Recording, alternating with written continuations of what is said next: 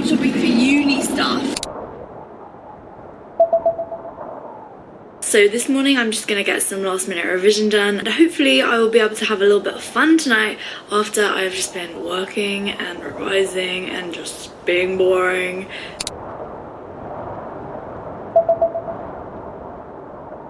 I just made the biggest decision of my life. To drop out of university, to drop out of the UK's #1 business course.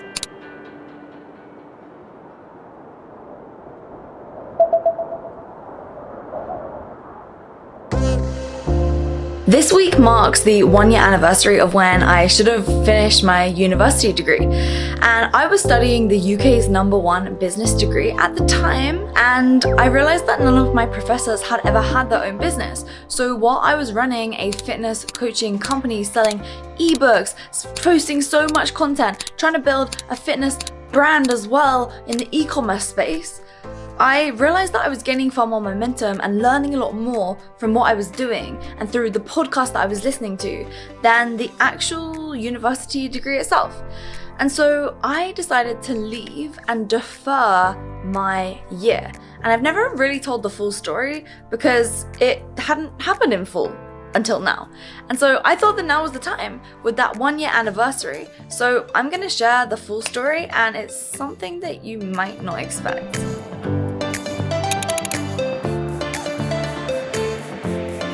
So you may have seen this video before, the video where I announced the fact that I had dropped out of university. But I never really told the real reason and the things that actually went on behind the scenes over and above the fact that I had my own businesses going on. And it's funny because I'm really into investing and I speak a lot about it. And you're going to be seeing more videos when it comes to cryptocurrency, when it comes to the things that I'm investing and the way in which I make investment decisions. Because I've started acquiring companies, and a 1.5 years ago, I actually purchased a software development company to build out the new software that we are creating. But it's funny because I never would have had the time to have made all these moves if I had stayed in university. So what happened was, at the end of our first year, we had to have some exams to get into the second year. And this university degree was very, very high level, and everyone was very intelligent in order to even get onto that degree. I'm pretty amazed that I got on, but I blagged my way into it. So with that said, we had all these exams, and there was one exam on investment, finance, and corporate appraisal. And a few months later, I had booked to go on a cruise with my dad. And this is when my parents were just getting divorced. And so I really wanted to spend time with him. And it's funny because I kind of forgot that all of this happened in this particular order. But I remembered that I actually failed that exam. And so if I had wanted to retake that particular exam, I would have had to have done it while being on a cruise with my dad. And I was already toying on the idea of pushing my degree back by 1 year, so taking a year's leave of absence. But this was the trigger for me to do that.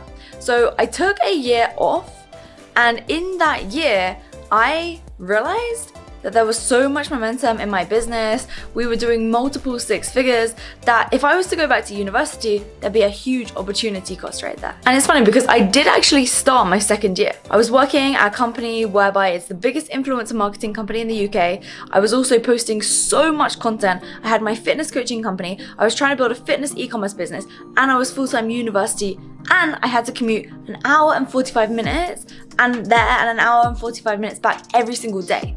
So can you imagine how much I was doing all at once?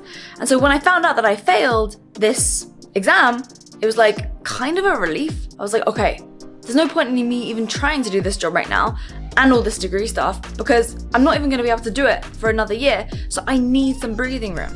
And the thing is that there's no such thing as priorities.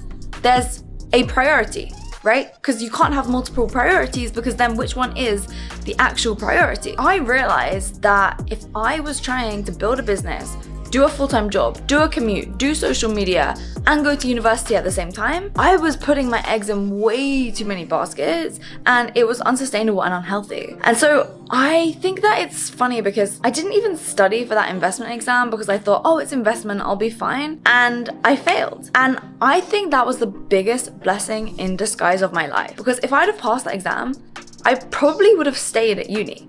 Or I just would have deferred my year and then I would have tried going back again, which would have derailed me, which would have caused me to go in all these different directions rather than just staying on the straight and narrow and focusing on exactly what I'm doing right now. And you may have seen some of my recent videos. You can see I'm traveling the world and I'm so grateful for that. I can't even tell you how unhappy I was when I was working my job in asset management. So I did that actually before I ever went to university as my gap year.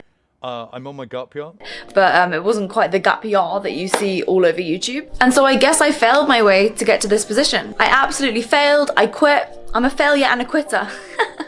The reason why this is so important for me to make and this message for me to put out there is because so many people are so critical on themselves when they fail, when they quit. They feel like they just haven't tried hard enough or haven't given it their all. There's this whole hustle mindset, culture, and mentality which is dangerous. And I think you have to work your freaking butt off. And I'm not someone who's afraid to do that and get my feet dirty and my hands messy and get in the trenches. But at the same time, you have to pick your battles. And if you're constantly trying to do everything, then you're never gonna get anywhere. And at the same time, if you're just doing things because you think it's the right thing to do, when ultimately you know it's not really what you should be doing, then I would just question that, because I now see that every time my own judgment has been the thing that has made the best decision for me. And at the end of the day, I hate that saying, but at the end of the day, here's the way that I like to think about it. Even if there is no higher power or universe or God, whatever you want to call this thing, even if there's not that, I like to think that there might be, just because it allows you to live a life in more peace and harmony. And so through realizing and piecing things together and just saying there must have been something that made all of this happen and come together as it did, that just allows me to relax into it and realize, okay, you're on the right path, stop putting so much pressure on yourself. And so that's, I guess, the message that I'd like to leave with you watching this right here, because it's very easy to put a lot of pressure on ourselves. And if you're watching this right now, I guess you were interested why I actually quit uni. Maybe it's something that you've been toying with. Just really, firstly, realize that you can reach me on Instagram at Tickner, DM me. I love getting back to every single one of you. But realize that putting pressure on yourself and realizing that there's not just one path. There's not always just one path for everything. No matter what your school tells you, your parents, your teachers, your family. And if you're taking from advice from someone that's more broke than you or that's not actually successful, really successful, as in as successful as you want to be, then you shouldn't be taking advice from them. And that's something that I learned the hard way. So it's been a while since then, and it would have been a 4-year degree, and all the people that I was on that degree with now, a lot of them are still even struggling to find jobs, despite the fact that it's such a well-regarded degree, the BBA at the University of Bath. And so I'm not saying don't go to university, I'm not saying go, it's just, it is what it is, okay? So anyways, I know a lot of people will comment, yeah, but it teaches you how to be a good person and independent and all these skills, and the people you meet, just remember there's always an opportunity cost, yeah? So I learned that stuff through not being at university, and I'm sitting around people who are 50, 60, and they all, and I'm not saying this to like brag or it's just what they say.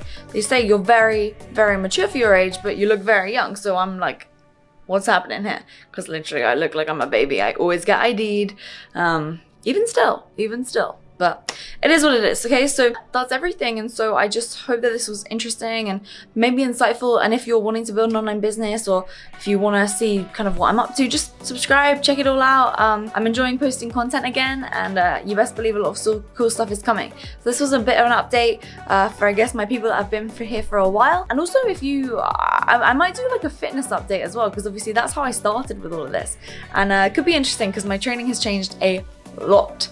So that's everything, and yeah, so much travel content's coming. I'm coming out with a luxury travel series, flight series, and I'm coming out with various other content about how to grow online business. So yeah, I hope that you've enjoyed this, and thank you so much for watching. I appreciate you, and I really hope that you stop putting so much pressure on yourself and realize that 1 + 1 = 2, but so does 4 - 2 and 8 / 4.